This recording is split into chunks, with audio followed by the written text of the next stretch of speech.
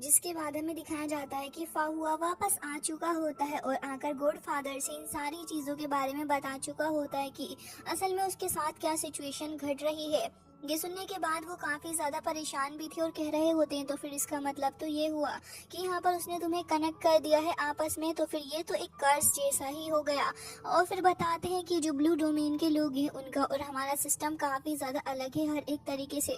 Although वो human ही है but उनकी कल्टिवेटिंग वे और साथ ही बाकी सारी चीज़ें काफ़ी डिफरेंट हैं। फिर वो फाहुआ को मोटिवेट करते हुए कह रहे होते हैं कि अभी के लिए तुम इसके बारे में ज़्यादा परेशान नहीं हो और अपनी कल्टीवेशन के ऊपर फोकस करो, क्योंकि इससे तुम्हें ज़्यादा अच्छे से बेनिफिट मिलेगा आगे जाकर। जिसके बाद हमें दिखाया जाता है कि अब अपना मैक्स भी आ चुका होता है अपने ब्लू डोमेन के अंदर और कह रहा होता है कि वाकई में मैं कितना ज़्यादा अनलकी रहा हूँ कि मुझे कोई आर्ट इफेक्ट तो मिला नहीं, लेकिन हाँ हुआ के साथ मैं कर्स से ज़रूर से फंस गया हूँ। तभी वो वहाँ से जा रहा था तो सडनली उसको कुछ चेन्स आकर पकड़ लेती हैं और हमें दिखाया जाता है कि अगेन वो उसके फादर ही थे जो कि यहाँ पर उसको पकड़कर जमीन पर पलट देती है। और फिर वो कह रहे थे कि बताओ जरा वो बीड कहाँ पर है। तभी वो कह रहा होता है कि बीड, आपने उसके लिए मुझे उस स्टोन आइसलैंड पर भेज दिया, वहाँ पर कोई भी बीड मुझे नहीं मिला है। ये सुनने के बाद वो कह रहे होते हैं कि ऐसा तो हो ही नहीं सकता कि वहाँ पर बीड ना हो। तभी मैक्स कहता है कि बिल्कुल ऐसा ही हुआ है और मेरे पास में भी कुछ और इम्पोर्टेंट काम भी है जो कि मुझे करने हैं। ये कहने के बाद वो तुरंत ही वहाँ से फ्लाई करता हुआ चला जाता है, जबकि उसके फादर कह रहे होते हैं कि तुम इतने ज़्यादा नखरे क्यों दिखाते हो, मुझे, मैं तुम्हारा फादर हूँ और हाँ अपनी मदर से ज़रा केयरफुल रहना अब तुम।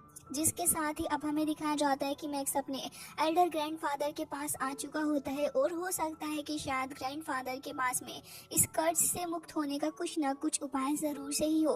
लेकिन जैसे ही वो यहाँ पर आता है तो फिर उसे कहीं भी ग्रैंड एल्डर नहीं नज़र आते। वो छोटी छोटी चीज़ों के अंदर भी ग्रैंड एल्डर को देख रहा होता है जैसे कि उसके अंदर होंगे, जबकि यहाँ पर जब उसे कुछ भी नहीं दिखता तो फिर उसे काफ़ी ज़्यादा अच्छी फ्रेग्रेंस आ रही होती है। असल में ग्रैंड एल्डर को वाइन पीना काफ़ी ज़्यादा पसंद है और वो इसे हमेशा ही स्टोर करके रखते हैं अपने घर में। लेकिन यहाँ पर जैसे ही मैक्स को इसकी स्मेल आती है तो वो बर्दाश्त ही नहीं कर पाता और तुरंत ही एक ड्राम उठाकर उसको पी लेता है। लेकिन इतना ज़्यादा पीने के बावजूद भी उसको काफ़ी ज़्यादा मज़ा आ रहा होता है और कह रहा होता है कि चलो अच्छा ही हुआ कि मैं यहाँ पर अपने ग्रैंड एल्डर से नहीं मिला हूँ और अब जब मेरे पास समय है तो फिर क्यों ना थोड़ी और वाइन को पिया जाए। फिर वो एक और ड्राम उठाकर उसको पी लेता है और दूसरी तरफ हमें दिखाया जाता है कि अपना फाहुआ कह रहा होता है कि अपने गॉडफादर को भी कुछ भी नहीं पता है कि इस कर्ज को कैसे ख़त्म किया जाएगा, मुझे कोई दूसरा तरीका ढूंढना होगा। जबकि यहाँ पर दूसरी तरफ अपना मैक्स जो था वो पागल हो चुका होता है और कह रहा होता है कि ये पियरलेस बीड को ना तो किसी तरीके से डिटेक्ट किया जा सकता है ना कुछ किया जा सकता है, आखिर मैं कैसे इस फाहुआ से आज़ाद होऊंगा।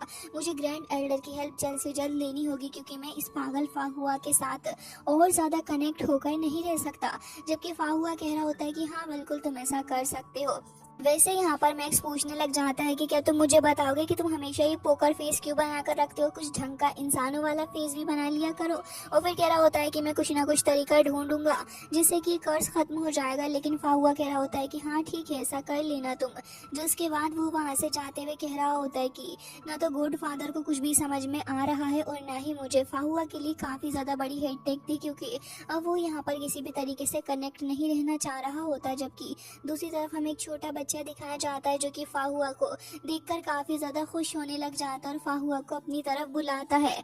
जिसके बाद फाहुआ कह रहा होता है कि अरे तुम यहाँ पर क्या कर रहे हो यंगशान, और फिर तुरंत ही उसे अपनी गोद में उठा लेता है। जिसके साथ ही वो कह रहा होता है कि ब्रदर आखिर आप कहाँ चले गए थे, मैं तो आपका इतने दिनों से इंतज़ार कर रहा था। तभी वो कह रहा होता है कि देखो जरा कितनी ज़्यादा ब्यूटीफुल ट्री है ब्रदर। और कह रहा होता है कि वैसे इसके पेटल्स जितने ज़्यादा ब्यूटीफुल होते हैं और फ्लावर जितना भी ज़्यादा ब्यूटीफुल क्यों ना ही हो जाए, लेकिन सूनर और लेटर उसको ख़त्म होना ही होता है। ये कहने के बाद वो बच्चा थोड़ा उदास हो जाता है और अपने फाहुआ की आंखों में भी हमें थोड़े आंसू देखने के लिए मिलते हैं। असल में बात ऐसी है कि बच्चा यहाँ बहुत ही जल्दी ख़त्म होने वाला है क्योंकि इसको एक काफ़ी ख़तरनाक वाली डिजीज़ है जिससे ये सर्वाइव नहीं कर पाएगा। लेकिन यहाँ पर इस बच्चे को होप देने के लिए फाहुआ कह रहा होता है कि मुझे नहीं समझ में आता कि आखिर तुम ऐसी बातें क्यों करते हो, तुम्हें पता है इस वर्ल्ड के अंदर बहुत ही ज़्यादा ब्यूटीफुल फ्लावर्स भी होते हैं और कुछ फ्लावर्स तो ऐसे होते हैं जो कि इटर्नल तक रहते हैं और वो फ्लावर इटर्नल फ्लावर कहे जाते हैं। जाते हैं और ओरेकल लॉर्ड ने मुझे इसके बारे में बताया था। तो ये सुनने के बाद वापस से इस बच्चे योंगशियान को एक और होप मिल चुकी होती है और वो कह रहा होता है कि अगर ऐसी बात है तो फिर मैं भी इस टर्नल फ्लावर को देखना चाहूँगा। लेकिन सडनली उसको कफ होने लग जाती है। फिर यहाँ पर अपना फाहुआ कह रहा होता है कि तुम अपना ध्यान रखा करो, हमेशा ही तुम क्यों ठीक से ध्यान नहीं रखते, चलो मेरे साथ। जिसके बाद वो कहता है कि तुम भी जल्दी से बड़े हो जाओगे तो फिर तुम भी यहाँ पर काफ़ी ज़्यादा अच्छे लगोगे, और कहता है कि चलो अब हम दोनों काइट उड़ाने के लिए चलते हैं। ये सुनकर वो काफ़ी ज़्यादा खुश हो जाता है और फिर से भागते हुए आगे जा रहा था काइट को फ्लाई करने के लिए, लेकिन उसे बहुत ज़्यादा कफ होती है और फिर वो बेहोश भी हो जाता है। फाहुआ को ये देखकर काफ़ी बुरा लगता है और फिर वो उसे उठाकर वहाँ से ले जाता है। जबकि दूसरी तरफ हमें देखने के लिए मिलता है कि यहाँ पर इतनी ज़्यादा ड्रिंक करने के बाद अब जैसे ही मैक्स कह रहा होता है कि कितनी ज़्यादा शानदार थी, तभी उसे किसी की आवाज़ का एक बवंडर सुनने के लिए मिलता है। असल में कोई और नहीं बल्कि अपने खतरनाक वाले एक ग्रेट एल्डर थे जिन्हें अपनी वाइन से बहुत ही ज़्यादा प्यार है। लेकिन अब जब मैक्स ने सारी की सारी वाइन ख़त्म कर दी है तो वो उसे पीटने लगे होते हैं। जबकि मैक्स यहाँ पर कह रहा होता है कि माफ़ करना, लेकिन मैं यहाँ पर आया था आपसे किसी कर्ज के बारे में बात करने के लिए। लेकिन तभी वो कह रहे होते हैं कि तुम्हारी हिम्मत भी कैसी हुई कि तुमने मेरी वाटर ऑफ लाइफ को मुझसे चुरा लिया, तुम्हें शर्म नहीं आती मैक्स। तभी वो कह रहा होता है कि ग्रेट एल्डर आप इतना ज़्यादा गुस्सा नहीं हो, आपको तो पता ही है कि मैं कितना अच्छा लड़का हूँ। तभी वो कह रहे होते हैं कि अच्छा लड़का हूँ, खैर मुझे बताओ तुम किस तरीके की बात कर रहे थे कर्ज के बारे में। तो वो कहता है कि मैं बीएड ढूंढने के लिए गया हुआ था अपने फादर की सिफारिश पे, और जब मैं गया तो फिर वहाँ पर जाने के बाद मैं उस बीएड के थ्रू ही एक लड़के जिसका नाम फाहुआ था उसके साथ कनेक्ट हो चुका हूँ और अब मैं उससे दूर भी नहीं हो पा रहा हूँ। मुझे बताएं कि आखिर किस तरीके से इस कर्ज को खत्म किया जा सकता है। जबकि ये सुनने के बाद वो तुरंत ही अपनी पावर का इस्तेमाल करते हुए डिटेक्ट करने की कोशिश कर रहे होते हैं कि क्या सच में यहाँ पर मैक्स सच बोल रहा है या फिर नहीं, बट वो कुछ भी डिटेक्ट नहीं कर पाते और कह रहे होते हैं कि तुम तो पूरे फुल ऑफ एनर्जी से भरे हुए और बहुत ही ज़्यादा हेल्दियर हो मुझसे भी ज़्यादा, तो भला कैसे तुम यहाँ पर किसी भी तरीके से किसी कर्ज के साथ में इन्वॉल्व नहीं हो सकते हो। और ये बात एकदम ही सही है। जिसके बाद उसे लात मार के अपने घर से बाहर फेंक देते हैं। जबकि यहाँ पर अपना मैक्स कहता रह जाता है कि प्लीज़ मेरी बात सुनिए, एक इमरजेंसी, आखिर आप कैसे मेरी बात पर भरोसा नहीं कर पा रहे हैं। लेकिन इतनी देर में एक सिपाही वहाँ पर आता और कह रहा होता है कि जल्दी चलें, आपकी मदर को कुछ हो गया है, वो एक अर्जेंट सिचुएशन में आपको बुला रही है। मैक्स तुरंत ही घबरा जाता और फ्लाई करके अपनी मदर के पास पहुँच चुका होता है। जिसके बाद हमें दूसरी साइड का सीन दिखाया जाता है जहाँ पर ये बच्चा योंगशियान अभी बेड पर लेटा हुआ होता है और बाकी सारे बच्चे उसे देख रहे थे। तभी यहाँ पर एक लेडी से पूछने लग जाता है अपना फाहुआ कि आखिर बात क्या है और इस लड़के को क्या हुआ है। तभी वो लेडी ने उसको सब कुछ बता दिया होता है कि बच्चा अब और ज़्यादा नहीं जी पाएगा क्योंकि अब यहाँ पर इसके पास 3 महीने ही है। फाहुआ ये सुनकर कहता है कि ठीक है तो फिर मैं लाइफ सस्टेनिंग फ्रूट लेकर आता हूँ। लेकिन तभी वो लेडी उसको पकड़कर रोक लेती है और कह रही होती है कि आखिर तुम कब तक ऐसा करोगे, मुझे भी पता है कि लाइफ सस्टेनिंग फ्रूट कितना ज़्यादा एक्सपेंसिव होता है, तुम भला उसको कैसे यहाँ पर ख़रीद सकते हो और इसके चलते तुम यहाँ पर अपनी खुद की लाइफ को परेशानी में डाल रहे हो, तुम्हें ऐसा करने की कोई भी ज़रूरत नहीं है। जबकि यहाँ पर वो कह रही होती है कि तुम्हारा फ्यूचर बहुत ही ज़्यादा ब्राइट है, अब तुम्हें इसके ऊपर फोकस करना होगा। लेकिन यहाँ पर फाहुआ इसके लिए रेडी नहीं था और कह रहा होता है कि ये बच्चा आगे चल के ग्रेट फ्यूचर को जन्म दे सकता है, मैं इसके लिए कुछ भी करने को तैयार हूँ। लेकिन यहाँ पर इस लेडी को भी पता था कि फाहुआ यहाँ पर रहने वाले सारे बच्चों की काफ़ी ज़्यादा मदद कर चुका है और ऑलरेडी उसके पास ज़्यादा पैसे नहीं है, और अगर वो यहाँ पर इन पैसों वाली चीज़ के अंदर ही अटक कर रह जाएगा तो भला वो कैसे अपने ऊपर फोकस कर सकता है। लेकिन फिर भी फाहुआ वहाँ से चला ही जाता उस लाइफ सस्टेनिंग फ्रूट को लेने के लिए। वो उस फ्रूट को वहाँ से लेकर जा रहा था तभी एक लेडी फाहुआ फाहुआ करके चिल्लाते हुए उसके सामने आकर खड़ी हो जाती है। फाहुआ इस लेडी को बिल्कुल भी लाइक नहीं करता था और कहता है कि मेरे रास्ते से हट जाओ। जबकि लेडी कह रही होती है कि अगर तुम चाहो तो मैं अपने फादर से कहकर तुम्हें लाइफ सस्टेनिंग फ्रूट फ्री में दिलवा सकती हूँ, इसके लिए तुम्हें मेरे साथ में एक कॉन्ट्रैक्ट करना होगा। ये सुनकर वो कह रहा होता है कि कैसा कॉन्ट्रैक्ट है। तभी वो कह रही होती है कि मुझे पता है कि तुम्हारे पास में पैसे बिल्कुल भी नहीं है, तो फिर एक काम करो, तुम क्यों ना मेरे हो जाओ, जिसके चलते तुम्हें ये फ्रूट भी मिल जाएगा और मैं भी। ये सुनकर फाहुआ चक्कर खाकर पीछे गिरने ही वाला था, लेकिन तभी वो लेडी एक हीरोइक मूव की तरह उसको अपनी बाहों में पकड़ लेती हुई दोनों की नजरें एक दूसरे से मिलती हैं।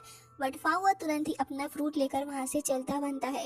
लेडी फिर से आ रही होती और कह रही होती कि फाहुआ मुझे पता है कि तुम होम ऑफ हुफ के सारे ही बच्चों के लिए काफ़ी ज़्यादा कुछ करते हो, लेकिन ज़रा तुम खुद ही सोचो तुम कब तक ऐसा कर पाओगे। तो तुम्हें एक ऑफर भी दे रही हूँ कि तुम यहाँ पर मेरे साथ रहो, जितने पैसा तुम्हें चाहिए तुम ले लेना। लेकिन फाहुआ तो वहाँ से चला जाता है। जबकि इस लेडी को काफ़ी ज़्यादा गुस्सा आता है और कह रही होती है कि आखिर मुझ में ऐसी क्या कमी है जो तुम हमेशा ही मुझे अवॉइड करते हो। फाहुआ मुझे बहुत ही ज़्यादा गुस्सा आता है तुम्हारे ऊपर, जबकि फाहुआ वहाँ से चला जाता है और हमें दिखाया जाता है दूसरी तरफ मैक्स फाहुआ की सारी बातें सुन सुनकर बहुत ही ज़्यादा लोट-पोट होकर हंस रहा होता है और कह रहा होता है कि क्या सच में वो लेडी तुम्हें खरीदना चाहती है? मुझे तो विश्वास ही नहीं हो रहा है। क्या सच में तुम इतने ज़्यादा अच्छे लगते हो? तुम्हारी तो शक्ल भी इतनी अच्छी नहीं है।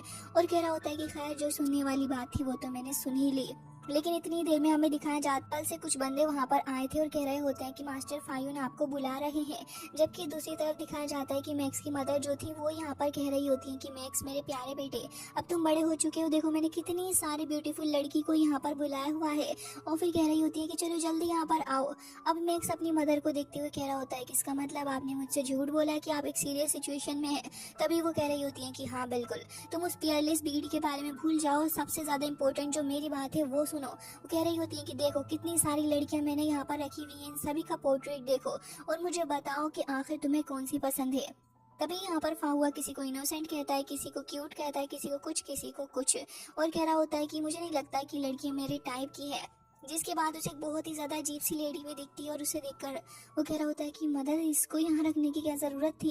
तभी उसकी मदर उसको पीटने लग जाती है और कह रही होती है कि जल्दी बताओ तुम्हें इनमें से कौन सी लड़की को पसंद करोगे जिससे कि मैं यहाँ पर जल्दी से अपने ग्रैंडसन को ले सकूँ। तभी वो कह रहा होता है कि मॉम आप बिल्कुल सही कह रही हैं, लेकिन मैं आपको कैसे बताऊँ कि मुझे अभी शादी नहीं करनी। फिर यहाँ पर अपनी मदर को मनाने के लिए कहने लग जाता है कि आप ज़रा खुद ही सोचें कि आप कितनी ज़्यादा ब्यूटीफुल, इतना प्यारा फेस, इतनी लंबी आपकी हाइट, आपसे ज़्यादा ब्यूटीफुल कोई हो सकता है। तभी वो कहता है कि मदर मुझे ऐसी लड़की चाहिए जो आपकी तरह हो, लेकिन आपकी जितनी खूबसूरत लड़की मैं लाऊं कहाँ से, ज़रा आप खुद ही सोचें। तो जब तक आपको एक ऐसी लड़की ना मिल जाए जो कि बिल्कुल आप ही की तरह हो तो फिर तभी यहाँ पर मुझसे आगे बात करिएगा। जबकि उसकी मदर उसे कह रही होती है कि तुम बहुत ज़्यादा बात करने लगी हो, लेकिन तुम्हारी बातें सेंस तो बना रही हैं। खैर मैंने तुम्हारे लिए एक मैच मेकिंग यानी कि एक स्वयंवर रखा हुआ है, तो फिर तुम उसके अंदर आना और जो भी लड़की तुम्हें पसंद आएगी तुम उसे अपने फियोन से बनाओगे, समझ गए हो ना। तभी वो कहता है कि मॉम आखिर आप क्यों मेरी बात नहीं समझती, मैं यहाँ से जा रहा हूँ, मुझे कोई बुला रहा है, और वहाँ से तुरंत ही चला जाता है। जबकि उसकी मदर यहाँ पर काफ़ी ज़्यादा गुस्सा करती है कि आखिर कब तक मेरी बातों को टालता रहेगा। जबकि हमें दिखाया जाता है कि मैक्स दूसरी तरफ ये सोच रहा होता है कि मैं कभी भी अरेंज मैरिज नहीं करने वाला, और क्या पता मैं किसी लड़की के साथ प्यार में पड़ जाऊं, वो लड़की कैसी होगी। लेकिन फिर सोचता है कि लेकिन अगर मेरे प्यार वाले इंटरेस्ट के साथ में अगर मैं कोई भी बात करता हूं तो फिर सारी बातें वो स्टूपिड फाहुआ भी सुन लेगा, तो फिर मुझे सबसे पहले स्कर्ट्स को ही हटवाना होगा। जबकि दूसरी तरफ हमें दिखाया जाता है कि उसके फादर उससे कह रहे होते हैं कि देखो मुझे तुमसे कुछ इंपॉर्टेंट बात करनी है, और कह रहे होते हैं कि अगर तुम यहाँ पर चले जाओ तो फिर मुझे लगता है कि तुम अपनी मदर के इस कॉन्स्टेंट बिहेवियर से थोड़ी देर के लिए तो बच सकते हो। तो उसके कान में उसे कुछ बताते हैं, ये सुनकर वो कह रहा होता है कि अच्छा ऐसी बात है। तो उसके फादर कहते हैं कि लगता है कि तुम डर गए हो। तभी वो कहता है कि बिल्कुल भी नहीं, हमारे डोमेन के अंदर ऐसी कोई भी जगह नहीं है जहाँ जाने से मैं डरता हूँ। ये कहकर वो वहाँ से फ्लाई करता हुआ चला जाता है, ये कहकर कि मदर को अब आप खुद ही हैंडल कर लेना। जिसके बाद उसके फादर वहाँ से चले जाते हैं। दूसरी तरफ फाहुआ जो था वो आ चुका होता है गॉड फादर के पास में। गॉड फादर भी उसका इंतजार कर रहे थे कुछ इंपॉर्टेंट बात करने के लिए। फाहुआ यहाँ आकर कह रहा होता है तो क्या आपने उस पियरलेस बीड को हम दोनों से ख़त्म करने का तरीका कोई ढूंढ लिया है क्या। तभी वो कह रहे होते हैं कि नहीं, मुझे इसके बारे में कुछ भी नहीं पता, वो काफ़ी ज़्यादा कॉम्प्लिकेटेड जो है, लेकिन लॉर्ड ओरेकल ने कहा है कि अब हमें नेचर के ऊपर ही इस चीज़ को छोड़ देना चाहिए, नेचर इसे खुद ही ख़त्म कर देगा। कह रहे होते हैं कि इससे अलावा भी काफ़ी इंपॉर्टेंट बात है, असल में यहाँ पर 5 ईयरली 3 डोमेन्स टूर्नामेंट शुरू होने वाला है, तो फिर मैं चाह रहा हूँ कि तुम जाकर इसके अंदर पार्ट लो। तो वो कहता है कि होली सिटी के अंदर होने वाला 3 ईयर डोमेन टूर्नामेंट। फिर कहता है कि मुझे नहीं लगता कि मेरे अंदर इतनी एबिलिटी है। तभी वो कह रहे होते हैं कि बात एबिलिटी की नहीं है बेटा, बात दरअसल ये है कि अगर तुम वहाँ पर जाओगे तो फिर तुम्हें एक्सपीरियंस गेन करने के लिए मिलेगा, और वहाँ पर काफ़ी सारे चैंपियंस भी आने वाले हैं। डेफिनेटली तुम्हें यहाँ पर काफ़ी ज़्यादा एक्सपीरियंस गेन होगा जो कि आगे चल के तुम्हारे लिए ही अच्छा होगा। इसके तौर पर वहाँ पर एक आर्टिफैक्ट भी मिलने वाला है। तभी फाहुआ कह रहा होता है कि आर्टिफैक्ट। फिर वो डिसाइड कर लेता है कि वो होली सिटी जाएगा। जबकि हमें होली सिटी का सीन दिखाया जाता है जहाँ पर काफ़ी ज़्यादा शोरगुल हो रहा होता है। असल में यहाँ पर एक लेडी डांस कर रही थी, जबकि यहाँ पर मैक्स भी देखने के लिए मिलता है जो कि उसके साथ यहाँ इन्वॉल्व हो चुका होता है। अब फाहुआ भी यहाँ पर आया हुआ था और कह रहा होता है कि वाकई में ये जो मैजिक डोमेन से काफ़ी ज़्यादा डिफरेंट है ये जगह। तभी हमें दिखाया जाता है बहुत ही ज़्यादा जाइंट सा मॉन्स्टर वहाँ पर आ रहा होता है, और ढेर सारे मॉन्स्टर वहाँ पर आ रहे थे। वो मॉन्स्टर जो था वो अपने हाथ में एक काफ़ी हैवी वेपन को कैरी करा हुआ था, और यहाँ पर उसके साथ में कुछ सवारी आ रही होती है जिसे देखकर सारे के सारे लोग उसके आगे नजरें झुका लेते हैं।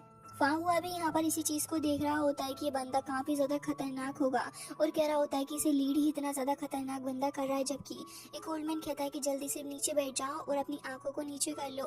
तभी वो उनकी बात मानकर अपनी आइज़ को नीचे कर लेता है। इतनी ही देर में वो लेडी जो कि भागती हुई वहाँ से जा रही थी, ये जो अजीब सा दानव होता है वो उसको ख़त्म करने के लिए अपना पैर उसके ऊपर रखने जा रहा था। तभी फाहुआ अपनी पावर का इस्तेमाल करने वाला होता है। इतनी देर में मैक्स आकर उसको बचा लेता है। वो लेडी को बचाकर काफ़ी ज़्यादा खुश था, लेकिन तभी वो जायंट मॉन्स्टर उसे काफ़ी ज़्यादा गुस्सा था, उसे साइड में कर देता है। ऑब्वियसली काफ़ी ज़्यादा गुस्सा करता है, तो वो गुस्सा करके एक थंडर बॉल बना रहा होता है, लेकिन तभी फाहुआ उसको रोक लेता है, क्योंकि ये जो बंदा है जिसकी सवारी यहाँ से निकल रही है वो बहुत ही ज़्यादा स्ट्रॉन्गेस्ट है।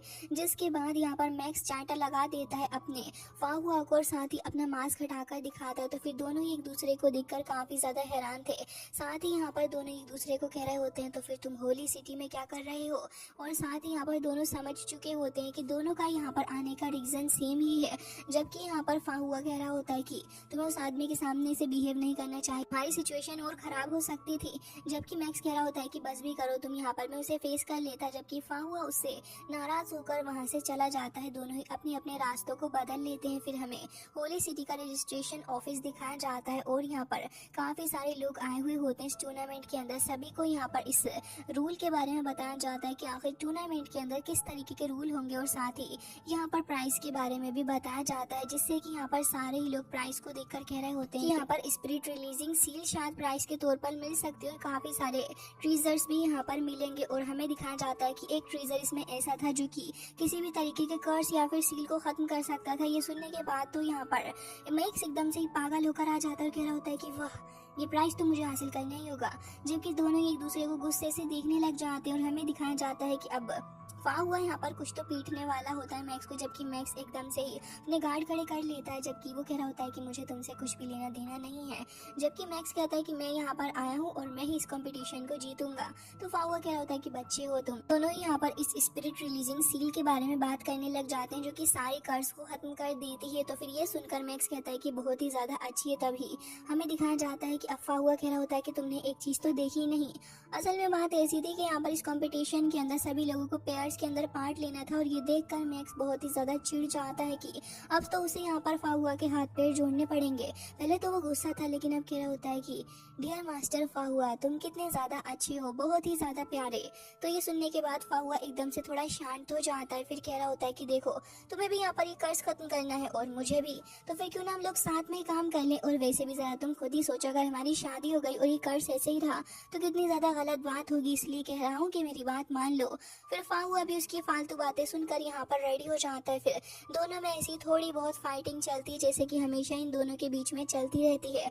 और यहाँ पर दोनों ही फाइट करते करते एक जैक फ्रूट के थ्रू अपने दोनों ही हाथों को बहुत बुरे तरीके से इंजर्ड कर ले। दोनों ही वहाँ से चले गए थे रजिस्ट्रेशन के लिए। जबकि हमें दिखाया जाता है कि यहाँ पर एक बंदा मैक्स के साथ में छेड़छाड़ करने लगा होता है, लेकिन मैक्स जैसे ही पलट कर देखता है तो वो समझ गया था कि उसकी बस की बात नहीं है। फिर वो आगे जाता है। हमें दिखाया जाता है कि यहाँ पर वो लेडी भी आई थी, जो कि यहाँ पर लोटस डोमेन से होती है। फाहुआ और साथ ही अपना मैक्स दोनों ही अपना अपना रजिस्ट्रेशन करवा रहे होते हैं। तभी दोनों ही बता रहे होते हैं कि हम अलग अलग लैंड से हैं। ये सुनने के बाद वो बंदा कह रहा होता है कि अच्छा, तो फिर तुम दोनों सेम जगह से नहीं हो। तभी मैक्स कह रहा होता है तुम्हारा इससे क्या ही लेना देना, तुम जल्दी से हमारा रजिस्ट्रेशन कर दो। तो फिर ये सुनने के बाद वो बंदा उसको एंट्री सर्टिफिकेट दे देता है। जबकि यहाँ पर ये लेडी कह रही होती है कि ये दोनों यहाँ पर साथ में काम कर रहे हैं, जबकि पहले तो हमेशा लड़ते ही रहते थे। फिर हमें दिखाया जाता है कि सभी लोग अपनी अपनी जगह पर आ चुके होते हैं। काफ़ी ज़्यादा प्रॉस्पर बंदा था, तो इसके चलते वो यहाँ पर ख़रीद लेता है एक बहुत ही ज़्यादा अच्छा सा टेंट। और ये शानदार टेंट के अंदर जैसे ही वो आता है उसे ये टेंट काफ़ी ज़्यादा पसंद आने लगा होता है। फिर हमें दिखाया जाता है कि क्योंकि फाहुआ के पास ज़्यादा पैसे नहीं थे, तो वो वहीं एक पेड़ के नीचे बैठकर मेडिटेट करने लगा होता है। जबकि यहाँ पर दूसरी तरफ मैक्स इस जगह को देखकर काफ़ी ज़्यादा खुश था, लेकिन उसकी नज़र कहीं ना कहीं पड़ती है फाहुआ के ऊपर भी। लेकिन यहाँ पर जानबूझकर उसे चिढ़ाने के लिए कह रहा होता है कि मेरा टेंट कितना ज़्यादा कंफर्टेबल, इतना ज़्यादा कोजी, बहुत ही ज़्यादा मज़ा आ रहा है इसके अंदर। तो अगर यहाँ पर कितनी ज़्यादा बारिश क्यों ना आ जाए, भले कितनी तेज़ हवा क्यों ना चले, लेकिन मुझे इससे कोई भी फ़र्क नहीं पड़ेगा, क्योंकि यहाँ पर मेरे पास में एक ट्री नहीं बल्कि एक असल टेंट है। वाकई में तुम कितने ज्यादा गरीब हो। सुनकर फाहुआ उसका मुंह बंद करने के लिए कहता है, जबकि वो वहां से जा रहा होता है तो फिर उसे सडनली भूख लगने लगी थी। फिर कह रहा होता है कि ओहो, मुझे भूख सी लगने लगी है, मुझे ऐसा लग रहा है कि तुम्हारे पास में कुछ तो खाने के लिए है। लेकिन यहाँ पर फाहुआ के पास में बस एक छोटी सी ब्रेड ही थी जिसे वो खाने लग जाता है। तो फिर ये देखकर मैक्स समझ जाता है कि इसके पास तो कुछ खाने को भी नहीं है। जबकि हमें वो वॉरियर बियर दिखाया जाता है और साथ ही उसकी मास्टर भी दिखाई जाती है, जो कि दोनों ही यहाँ पर खड़े होकर इन दोनों की बहसबाजियों को देख रहे होते हैं। अब हमें दिखाया जाता है कि मैक्स तो बाहर आकर काफी ज्यादा खाना खा रहा होता है, जैसे कि बहुत ही जन्मों का भूखा हो। और तभी वहाँ पर ये लेडी भी आ जाती है, जो कि कह रही होती है कि अरे आप यहाँ पर क्या कर रही हैं? वेल, मैं यहाँ पर आई हूँ अपने शॉन्ग जैन बियर के बिहाफ पर आपसे माफी मांगने के लिए, क्योंकि पिछली बार उसने आपको काफी ज्यादा परेशान कर दिया था। मैक्स समझ रहा होता है कि लड़की इतनी ज्यादा अच्छी तो नहीं है कि आकर मुझसे माफी मांगेगी। फिर वो यहाँ पर उसको मक्खन लगाने के लिए कह रही होती है कि चलिए आज मैं आपको एक ट्रीट देती हूँ, चलो अपनी तरफ से जितना भी तुमको खाना हो तुम खा सकते हो, जिसके पैसे मैं दूंगी। ये सुनकर मैक्स बिल्कुल भी हेजिटेट नहीं करता। फिर तो वो दबा कर टूट पड़ता है हर एक चीज पर और लगातार खाता जा रहा होता है ऑर्डर कर करके। जबकि यहाँ पर जैसे इस लड़की को लगता है कि अब शायद से मैक्स उसकी बात सुन लेगा, तभी वो कह रही होती है कि तुम और फाहुआ तो दोनों ही उस बीट के लिए लड़ रहे थे, तो भला अब तुम दोनों साथ में होकर फाइट कैसे कर रहे हो? जबकि यहाँ पर वो इस बारे में सोच ही रहा होता है कि ये लेडी यहाँ पर बात मुझसे निकलवाने की कोशिश कर रही है। तो फिर तुरंत ही कहता है कि वाओ, ये जो टोफू है कितना ज्यादा अच्छा है, चलो तुम भी इसे खाकर देखो, वाकई में बहुत ही अच्छा खाना है। तो उसको ऐसे ही घुमाता रहता है, जबकि असल बात उसको बताता ही नहीं है। फिर कह रहा होता है कि ठीक है, मेरा पेट भर चुका है, आपसे मिलकर मुझे बहुत ज्यादा अच्छा लगा, मैंने इतना सब कुछ जो खाया है सारा का सारा पैसे आप इसके पे कर देना। और वो वाकई में पूरी की पूरी शॉप का ही खाना खा के जा चुका होता है। जबकि यहाँ पर ये बंदा कह रहा होता है कि मिस, आप प्लीज मुझे 1500 सिल्वर कॉइन पे कर दो। जिसके बाद वो काफी गुस्सा हो जाती है, कह रही होती है कि इसने तो मुझे कुछ भी नहीं बताया और साथ ही मेरे पैसे और ले गया। वाकई में कुछ ना कुछ इन दोनों के साथ में मसला जरूर से। फिर वो रात को यहाँ पर आ जाती है फाहुआ से मिलने के लिए और फाहुआ वहाँ पर बात लेने के लिए जा रहा था, लेकिन तभी ये लड़की उससे इधर उधर की बात करने लग जाती है और साथ ही कह रही होती है कि तुम जब यहाँ पर मैक्स से इतनी ज़्यादा नफरत करते थे, ज़रा मुझे ये बताओगे कि तुम दोनों यहाँ पर क्यों साथ में काम कर रहे हो? कहीं ऐसा तो नहीं कि तुम दोनों के ऊपर कोई अजीब सी सील लगी हुई है जिसे ब्रेक करने के लिए तुम यहाँ पर आए हो? ये सुनने के बाद एकदम से ही फाहुआ के कान खड़े हो जाते हैं और यहाँ पर कह रहा होता है कि मिस, मैं नहाने के लिए जा रहा हूँ, अच्छा ही होगा कि आप मुझे फॉलो ना करें। ये कहने के बाद वो वहाँ से चला जाता है और हमें दिखाया जाता है कि यहाँ पर चुपके चुपके मैक्स भी मौजूद था, जो कि सब कुछ देख रहा होता है। असल में पहले उसे डाउट था कि यहाँ पर फाहुआ और साथ ही में शैन के बीच में कुछ चल रहा है, लेकिन अब जब सब कुछ क्लियर हो चुका है तो वो यहाँ पर आ जाता है रिवर के अंदर बात लेने के लिए। उसके बाद वो यहाँ पर इस लड़की में शैन के बारे में बात करने लग जाता है कि वाकई में लड़की काफी ज्यादा अच्छी है और रिच भी है और एक सेंट भी है, तो ये तुम्हारे बस की तो बिल्कुल भी नहीं है। और रही बात मेरी, तो वो मेरे टाइप की नहीं, मुझे कुछ खास पसंद नहीं आई। ये सुनने के बाद यहाँ पर फाहुआ कह रहा होता है कि स्टूपिड, हमें टूर्नामेंट के अंदर होने वाले कंपटीशन के ऊपर फोकस करना चाहिए, न जाने क्यों तुम फालतू की बातें करते रहते हो। जबकि हमें दिखाया जाता है कि यहाँ पर ये लेडी खड़ी हुई होती है बियर वॉरियर के साथ में और कह रही होती है कि नेचुरली ये दोनों सिंपल नहीं है, कुछ ना कुछ छिपाने की कोशिश हमसे हो रही है। अगले दिन ये सारे के सारे आ चुके होते हैं 3 ईयर डोमेन टूर्नामेंट के अंदर, जहां पर एरिना के अंदर आने के बाद फाहुआ और मैक्स दोनों ही साथ में बैठे हुए थे और यहाँ पर बातचीत कर रहे होते हैं। हमें दिखाया जाता है कि धीरे धीरे करके सारे गेस्ट आ चुके होते हैं, लेकिन तभी वहाँ पर होस्ट आती है और वो सभी को शांत रहने के लिए कहती है। फिर उसके बाद वो यहाँ पर इन्वाइट करने वाली होती है यहाँ पर सबसे ज़्यादा इम्पोर्टेंट गेस्ट, यानी कि मिस लुओ शे को, जो कि यहाँ पर जज करने वाला इस कॉम्पिटिशन को भी। और साथ ही हमें दिखाया जाती है उसकी काफी ज्यादा डोमिनेटिंग वाली पर्सनालिटी, क्योंकि वो सवार होकर आया था एक ड्रैगन के ऊपर और वाकई में वो ड्रैगन भी काफी ज्यादा स्ट्रांग लग रहा होता है देखने में। इसे देखने के बाद तो मैक्स भी कह रहा होता है कि वाकई में ये बंदा बहुत ही ज्यादा खतरनाक सा एक डीमन मॉन्स्टर ह्यूमन है, जिसकी ब्लड लाइन बहुत ही ज्यादा प्योर है, क्योंकि ऐसा कहा जाता है कि जिस भी मॉन्स्टर की ब्लड लाइन बहुत ज्यादा प्योर होती है वो ऐसा हो चाहता है जैसा कि हम अपनी आंखों के सामने इसको देख रहे हैं। फिर वो कह रहा होता है कि लग रहा है कि कंपटीशन आसान नहीं होने वाला और मैं इसको जीत कर भी रहूंगा। तभी फाहुआ भी वहाँ पर उठकर आके खड़ा हो जाता है और हमें ये बंदा दिखाया जाता है जो कि काफी ज्यादा बोर हो रहा था। फिर कहता है कि चलो ठीक है, इसे शुरू करो। फिर हमें दिखाया जाता है कि वो लेडी तुरंत ही कह रही होती है कि ठीक है, अब हम अपना फर्स्ट राउंड स्टार्ट करेंगे, जो कि यहाँ पर अपने 3 ईयर डोमेन टूर्नामेंट का फर्स्ट बैटल होने वाला है। हमने टोटल 40 एयर पेयर को चूज किया है, जिससे कि यहाँ पर हम इस राउंड के बाद एलिमिनेट करेंगे। फिर उसके बाद हमारे पास टोटल 24 ग्रुप बचेगा। तो इस दौरान यहाँ पर 4 गेम्स होंगे फर्स्ट राउंड के अंदर, और ये कहने के बाद वो तुरंत ही बैटल को शुरू करती है। फर्स्ट बैटल के अंदर हमें देखने के लिए मिलती है एक लेडी का नाम हमें वेई लियान बताया जाता है, और उसका एक साथी भी वहाँ पर आया था, मिंगजियो। और दूसरी तरफ हमें दिखाया जाता है कि अपना फाहुआ और मैक्स दोनों ही आते हैं। फाहुआ तो अपने इंट्रो में कहता है कि मैं मैजिक डोमेन से हूँ, जबकि मैक्स बताता है कि वो ब्लू डोमेन से है। अब दोनों के डोमेन अलग अलग थे, तो फिर ये सुनने के बाद मिस्टर लुओशे को इसके अंदर काफी इंटरेस्ट आता है, और वो कह रहे थे कि दोनों ही अलग अलग हैं, लगता है कि देखना होगा। जबकि दूसरी तरफ हमें दिखाया जाता है कि वो बंदा तुरंत ही यहाँ पर अपने हाथ पैरों को ढीला करने लग जाता है फाइट करने के लिए। जैसे ही वो आगे बढ़ता है तभी हमें दिखाया जाता है कि विंड पावर का यूज करते हुए मैक्स तुरंत ही उसके ऊपर एक हमला कर देता है, जो कि काफी स्ट्रॉन्ग था। लेकिन तभी दिखाया जाता है कि वो पर्सन भी अपनी मॉन्स्टर ट्रांसफॉर्मेशन को कर लेता है, जिससे कि उसकी प्योरिफिकेशन हो चुकी होती है, और अब वो पहले से काफी ज्यादा स्ट्रॉन्ग हो चुका होता है। वो यहाँ पर जिस तरीके के हमले कर रहा था, इसके अंदर हमें मेनली देखने के लिए मिलता है कि ग्राउंड के अंदर से काफी सारे स्टोन टाइप चीजें आ रही होती है। तभी फाहुआ अपनी सीक्रेट बुक को ओपन कर लेता है, और साथ ही यहाँ पर मैक्स भी फ्लाई करते करते वहाँ से जा रहा होता है। ये उस लेडी को देखते हैं जो कि यहाँ पर अपनी रूट्स का इस्तेमाल करते हुए मैक्स को कैद करने की कोशिश कर रही थी, लेकिन मैक्स भी लगातार हमले करे जा रहा होता है। अल्टीमेटली वो यहाँ पर धोखे से उसको ट्रैप कर लेती है, और फाहुआ को दिखाया जाता है जो कि इस बियर मैन से फाइट कर रहा होता है। वेल, हमें दिखाया जाता है कि दोनों के बीच में ही फाइट काफी ज्यादा इंटेंस चल रही होती है। फाहुआ उसकी चेस्ट पे एक पंच मारकर उसे दूर हटाता है, और फिर दूसरी तरफ मैक्स को देखते हैं जो कि इस लड़की से आजाद हो चुका होता है। वो अपनी थ्रोन्स डिवोरिंग पावर का इस्तेमाल कर रही होती है, लेकिन इतनी ही देर में दिखाया जाता है कि मैक्स की आइज के अंदर से काफी ज्यादा लाइट निकल रही होती है, क्योंकि वो द बॉडी ऑफ थंडरबोल्ट का इस्तेमाल करने वाला था। वो खुद को आजाद करवा लेता है, फिर आसानी से आकर फाहुआ के पास खड़ा हो चुका था।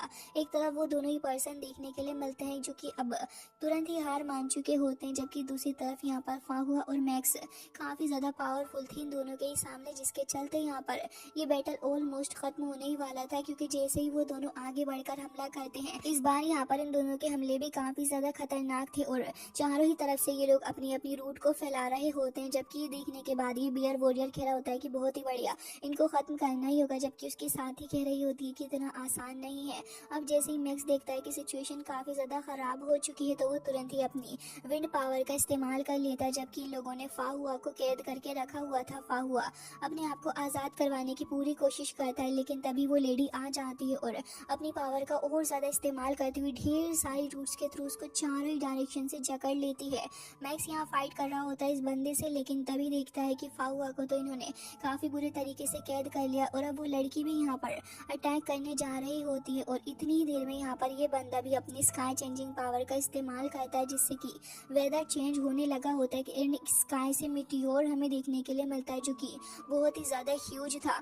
जबकि देखने के बाद कि यहाँ पर सिचुएशन काफी खराब हो रही है, तभी यहाँ पर अपना मैक्स कह रहा होता है कि तुमने सही मोमेंट पर इसका इस्तेमाल किया, और ये कहकर अपनी लाइटनिंग स्पीड का इस्तेमाल करके इस बंदे को ही थ्रो कर देता है मिस मिटियोर की तरफ, और साथ ही वो यहाँ पर इस मिटियोर को रोकने में लगा हुआ था। और फिर उसे समझ में आ जाता है कि फाहुआ के पास काफी सारे एलिमेंट्स हैं, और साथ ही वो इस मिटियोर को उठाकर अब फेंकने लग जाता है मैक्स के ऊपर ही। जबकि मैक्स तो वहाँ से बच चुका होता है और फाहुआ इनका निशाना बनने लगा था। जबकि ये देखने के बाद कि फाहुआ इनका निशाना बन रहा है, मैक्स एक बार फिर से आता है काफी तेजी के साथ, और हमें दिखाया जाता है कि फाहुआ भी अपनी पूरी कोशिश कर रहा होता है। मैक्स ने जैसे ही हमला किया तो बाहर एक छोटी सी क्रैक आ चुकी होती है, तुरंत ही फाहुआ इस चीज से आजाद हो चुका होता है। जबकि हमें दिखाया जाता है कि यहाँ पर छोटी छोटी जो रूट्स थी वो यहाँ पर मिस्टर लुओशे के पास भी चली जाती हैं, जबकि वो तुरंत ही यहाँ पर इससे खुद को ठीक करते हैं। और यहाँ पर वो अभी भी बोर ही हो रहे थे। वॉरियर कहता है कि मिस शैन ये वाकई में काफी पावरफुल है, तभी वो कह रही होती है कि इंडीड। जिसके बाद दिखा जाता है कि लेडी अभी भी यहाँ पर उन रूट्स का इस्तेमाल कर रही होती है और रुकने का नाम नहीं लेती, जिससे कि मैक्स काफी ज्यादा डिसअपॉइंटेड होता है। और वो मिटियोर भी यहाँ पर एक बार फिर से आ चुका होता है फाहुआ के ऊपर। तो ऐसा लग रहा होता है कि अब इन दोनों की सिचुएशन काफी खराब होने वाली है। जबकि मिस्टर लुओशे कह रहे थे कि ये मैच तो काफी ज्यादा बोरिंग हो गया, मुझे तो लगा था एंटरटेनिंग होगा।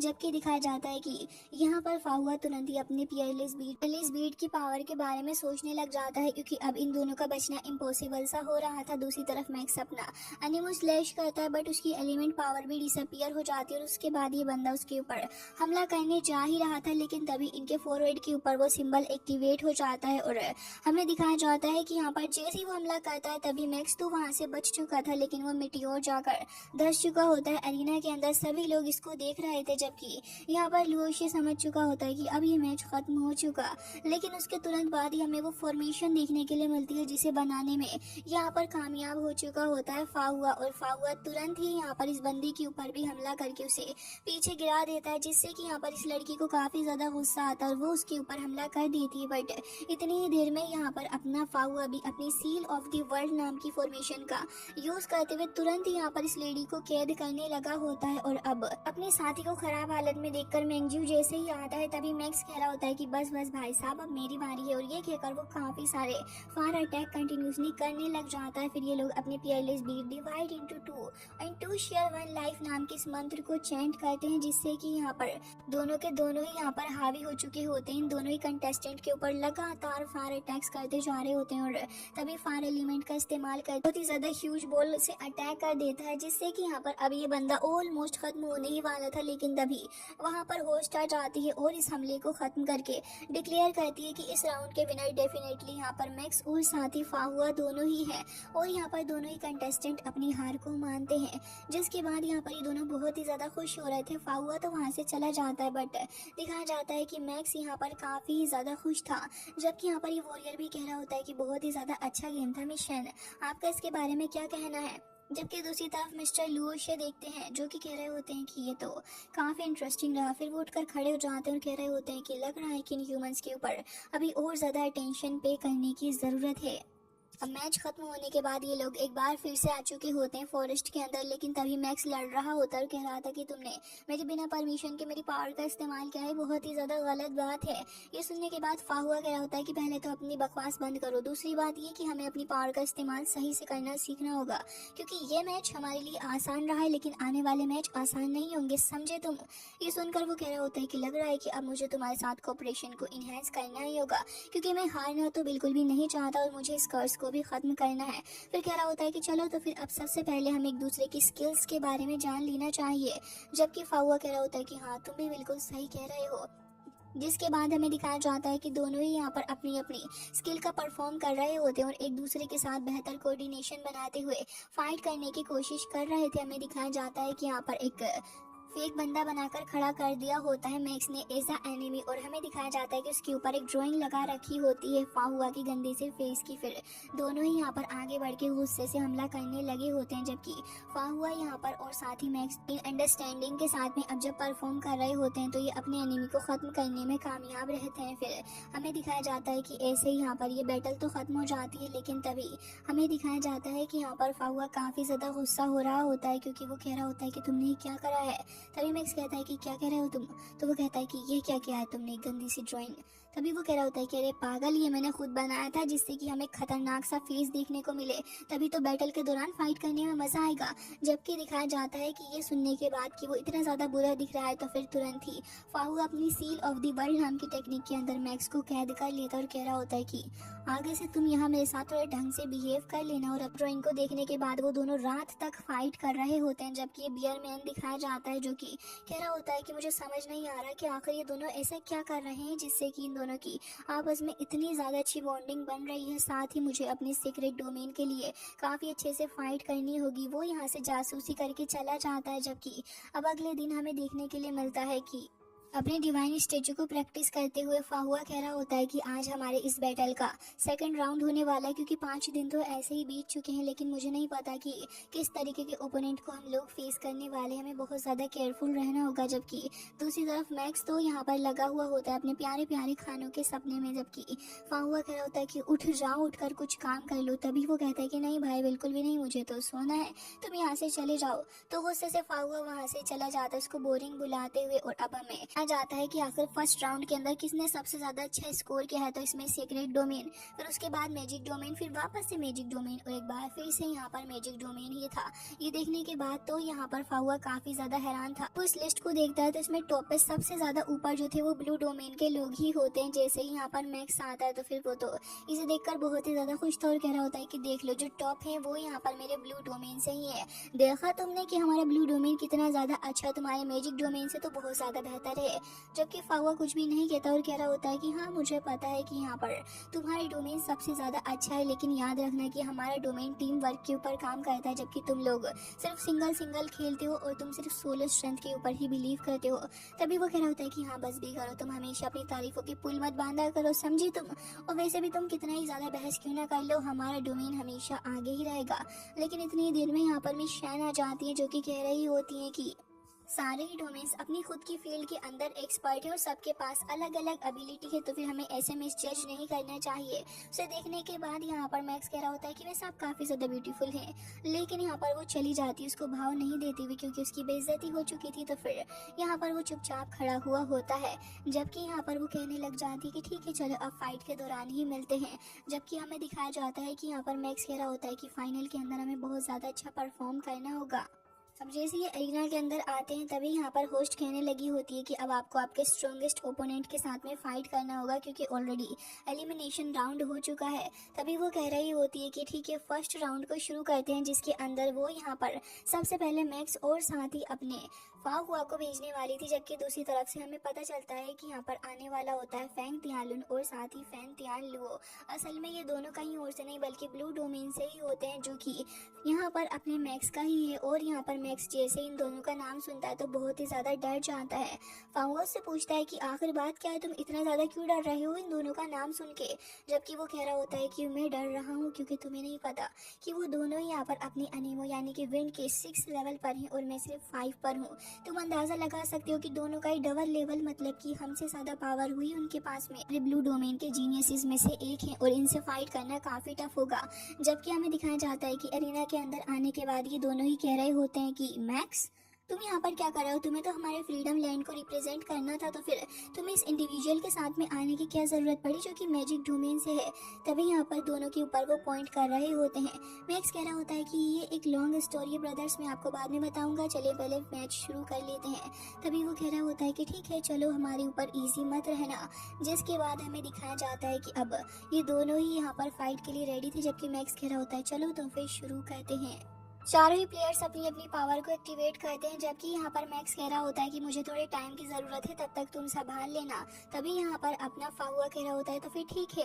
जबकि हमें दिखाया जाता है कि यहाँ पर ये बंदा एक विंड ब्लेड का इस्तेमाल करता है और आगे हमला करता है मैक्स के ऊपर। तभी तुरंत ही आकर इसे फाहुआ संभाल लेता है और ये ब्लेड जो था वो सामने से ना करके दूसरी डायरेक्शन से फेंक देता है अपने मैक्स के ऊपर। जबकि ये देखने के बाद कि यहाँ पर ये दूसरी डायरेक्शन से इसको फेंक रहा है तो वो तुरंत ही अपनी हेवनली सोर्ड निकालता है, फिर उस थ्रेड को ही कट कर देता है जिसके थ्रू ये विंड ब्लेड यहाँ पर आ रहा था। मैक्स इससे बच जाता है। ये देखने के बाद तो यहाँ पर मिस शैन भी हैरान थी और कह रही होती है कि तो वाकई में काफी ज्यादा अजीब है। जबकि ये देखकर वो कह रहा होता है कि उसने मेरा विंड ब्लेड कैसे कट कर दिया, तो काफी ज्यादा अजीब बात है। जबकि यहाँ पर मैक्स कह रहा होता है कि अब मेरी बारी है। ये कहकर वो तुरंत ही अपनी पावर को जनरेट करता है, फिर एक काफी ज्यादा स्ट्रॉन्ग स्लैश की पूरी बरसात ही कर देता है और वो यहाँ पर अनीमो डांस करते हुए यहाँ पर तुरंत ही ढेर सारे स्लैशेस को इनकी तरफ बढ़ा देता है। लेकिन ये दोनों ही जो थे वो काफ़ी आराम से इस फोर्स को हैंडल कर लेते हैं अपनी विंड गार्ड का इस्तेमाल करते हुए। और हमें दिखाया जाता है कि एक टोर्नेडो अपने सामने आने वाले सारे स्लैश को ख़त्म करता जा रहा होता है। जबकि वो कह रहा होता है कि तुम यहाँ पर अपनी एनिमो के एलिमेंट का इस्तेमाल कर रहे हो, तुम्हें सच में लगता है कि यहाँ पर तुम मुझसे ज़्यादा बेटर होगे इसके अंदर। जिसके बाद हमें दिखाया जाता है कि अब यहाँ पर वो अपने वॉयलेंट वोर्टेक्स को भी समन कर लेते हैं कि और भी ज़्यादा स्ट्रॉन्ग हो चुके होते हैं और क्लाउड में एकदम से गायब हो गए थे। ये देखकर यहाँ पर अपना मैक्स भी कह रहा होता है कि तो परफेक्ट एनिमो कंट्रोल है, वाकई में इनकी बॉडी बहुत ही ज़्यादा स्ट्रॉन्ग है। तभी यहाँ पर फाहुआ ने शील्ड लगा ली होती है, जबकि दूसरी तरफ से काफ़ी ज़्यादा एक खतरनाक सी कॉम्बिनेशन स्किल आ रही होती है जो कि एक अल्ट्रा ब्लास्ट थी। जब यहाँ पर वो कह रहा होता है कि ठीक है तुम इसको हैंडल करो, मुझे लगता है कि मुझे एक और पावरफुल अटैक को फॉर्म करना होगा। बेचारा फाहुआ ही लगा हुआ होता है अपनी शील्ड के थ्रू इन दोनों को ही बचाने में, जबकि बाकी सारे लोग इसे देखकर बहुत ज़्यादा हैरान थे कि एक 6 लेवल का सुप्रीम जो होता है वो इस तरीके से अपनी पावर पावर का इस्तेमाल कर सकता है। वाकई में इन दोनों से फाहुआ और मैक्स किसी भी हालत में नहीं जीत पाएंगे। जबकि हमें दिखाया जाता है कि यहाँ पर मैक्स जो था वो अपनी एक वाटर बॉल को फॉर्म कर रहा होता है और कह रहा होता है कि मुझे इसे जल्दी करना होगा, जबकि यहाँ पर अपना फाहुआ कह रहा होता है कि जल्दी करो तुम, इसे मैं ज़्यादा देर तक होल्ड नहीं कर पाऊंगा। वो काफ़ी ज़्यादा ध्यान लगा रहा होता है और हमें दिखाया जाता है कि कुछ सेकंड बाद यहाँ पर वो तैयार हो चुका होता है अपनी सोड को। वो यहाँ पर अपनी सोड को लेते हुए बॉडी एंड सोड कंबाइन करता है, जिससे कि उसकी काफ़ी ज़्यादा पावर जनरेट हो चुकी होती है उसकी बॉडी की फोर्स के थ्रू, और वो आकर टकरा जाती है इन दोनों से ही, जिससे कि एक बहुत ही ज़्यादा बड़ा सा धमाका हमें देखने के लिए मिलता है चारों ही तरफ। और प्रूफ हो चुका था कि फाहुआ वाकई में काफ़ी ज़्यादा स्ट्रॉन्ग है। ये देखने के बाद तो मैक्स भी काफ़ी ज़्यादा अमेज्ड हो जाता है और कह रहा होता है कि मुझे भी कुछ करना होगा, नहीं तो लोग मुझे खायर ही बुलाएंगे। और ये कहकर वो और भी ज़्यादा जल्दी से अपनी वाटर डिवोरिंग स्पेल को समन कर लेता है और हमें काफ़ी सारी वाटर बॉल्स दिखाई जाती हैं जिन्हें वो आगे बढ़ाता है इन दोनों की तरफ को। लेकिन हमें दिखाया जाता है कि वो कह रहे होते हैं कि इसने तो यहाँ पर एनेमो एंड हाइड्रो को मिक्स कर, हम भी कुछ कम नहीं है। वो यहाँ पर एनेमो एरो रेन का इस्तेमाल करते हैं, जिससे कि यहाँ पर एक खतरनाक सी रेन तैयार होने लगी होती है। इसे देखकर तो फाहुआ और मैक्स दोनों ही सदमे में चले जाते हैं। अब यहाँ पर तुरंत ही फाहुआ एक शील्ड लगा लेता है, जबकि हमें दिखाया जाता है कि यहाँ पीछे से अपना मैक्स लगातार कोशिश कर रहा होता है अपनी पावर को जनरेट करने की। वो कह रहा होता है कि मुझे यहाँ पर वाटर डिवोरिंग स्पेल बनाने के लिए काफ़ी ज़्यादा टाइम लगेगा, और कह रहा होता है कि तुम इसे रोको, मैं जल्दी करता हूँ। और साथ ही हमें दिखाया जाता है कि फाहुआ से थोड़ी और पावर को वो बोरो कर लेता है, जबकि हमें रेन देखने के लिए मिल रही थी जो कि बहुत ही ज़्यादा अमेजिंग लग रही होती है देखने में। जबकि दूसरी तरफ ये बियर वॉरियर कह रहा होता है कि मुझे तो लग रहा था कि ये दोनों ही यहाँ पर इनसे टकरा जाएंगे, लेकिन एक 5th लेवल का बंदा कभी भी 6th लेवल के बंदों के साथ में नहीं टिक पाता। मुझे लग रहा है कि ये बस एक फैंटेसी है। जबकि मैं शैन को अभी भी कहीं ना कहीं लग रहा होता है कि ये दोनों यहाँ पर हैंडल कर सकते हैं आराम से।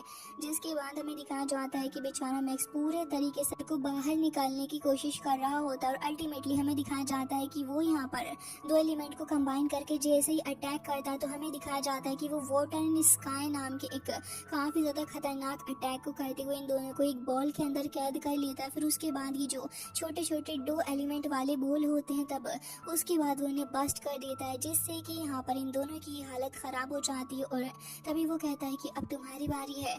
फाहुआ तुरंत ही आगे बढ़ता है और हमें दिखाया जाता है कि यहाँ पर तुरंत ही अपनी सोड का इस्तेमाल करते हुए वो काफ़ी ज़्यादा तेज़ी से आगे आता है, बट वो इन दोनों को बिल्कुल भी हार्म नहीं पहुँचाता, क्योंकि ये दोनों ही यहाँ पर मैक्स से बिलोंग करते थे। तो इसके चलते रेफरी भी ये देखकर हैरान थी और कह रही होती है कि क्या सच में वो 5th लेवल के लोग ही हैं जिन्होंने हरा डाला 6th लेवल के बंदों को। वो तुरंत ही यहाँ पर एरिना में आ जाती है और फाहुआ और मैक्स दोनों ही इस कंपटीशन के विनर हैं। जबकि यहाँ पर मैक्स और फाहुआ दोनों ही हाई फाइव करते हैं। उसके बाद फाहुआ अपना हाथ हैंकरचीफ से साफ करता है, जिससे कि मैक्स और भी ज़्यादा गुस्सा होने लगा होता है। जबकि बियर कह रहा होता है कि आखिर कैसे 5th लेवल के लोगों ने इतनी आराम से 2 6th लेवल के बंदों को हरा दिया, ये वाकई में काफ़ी ज़्यादा हैरान करने वाला है। जबकि मैं शैन कह रही होती है कि मुझे तो लगता है कि पियरलेस बीड की वजह से ही हुआ है, क्या पता वो सच में एग्जिस्ट करता हो। जबकि ये सीन कट हो जाता है, मैक्स यहाँ पर तुरंत ही आकर मिलता है इस बंदा फैंग तियानलुन और साथ ही फैंग तियानलुओ के साथ में, क्योंकि वो दोनों ही उसके डोमेन के जीनियस थे। तो वो थोड़ा सा यहाँ पर हेजिटेट कर रहा होता है, थोड़ा शाय भी था। जबकि हमें दिखाया जाता है कि फाहुआ भी आकर उससे मिलने लगा होता है। तभी वो दोनों कह रहे होते हैं कि तुम दोनों काफ़ी ज़्यादा अच्छा परफॉर्म किए हो इस टीम बैटल के अंदर, और वाकई में मुझे तुम्हारा ये फाइट करने का तरीका काफ़ी ज़्यादा पसंद आया है। क्या मैं जान सकता हूँ कि क्या तुम दोनों पार्टनर्स हो? ये सुनकर मैक्स कह रहा होता है कि पागल हो चुके हो क्या, ऐसी अपशगुनी बातें बोला भी मत किया करो। जबकि वो दोनों मजाक कर रहे थे और हंसने लग जाते हैं। जिसके बाद वो कह रहा होता है कि तुमने वाकई में बहुत ही ज़्यादा अच्छा काम किया है, मुझे काफ़ी ज़्यादा प्राउड फील हो रहा है। साथ ही तुमने एक कॉम्बिनेशन स्पेल बनाया जो कि काबिल तारीफ था। तुम क्या सच में यहाँ पर 2 एलिमेंट यानी कि अनीमो और साथ ही हाइड्रो को कंट्रोल कर सकते हो? हमें भी ये सिखाओ। लेकिन मैक्स बहाना मारते हुए कह रहा होता है कि मुझे तो हेवन के द्वारा ब्लेस किया गया है ये बात है। तभी वो दोनों कह रहे होते हैं कि हाँ तुमने सही कहा, खैर जो भी हो, वाकई में तुम्हारे साथ मैच खेलकर बहुत ही ज़्यादा मज़ा आया और तुम्हारा ये कॉम्बिनेशन स्पेल वाकई में बहुत ही ज़्यादा अच्छा भी था।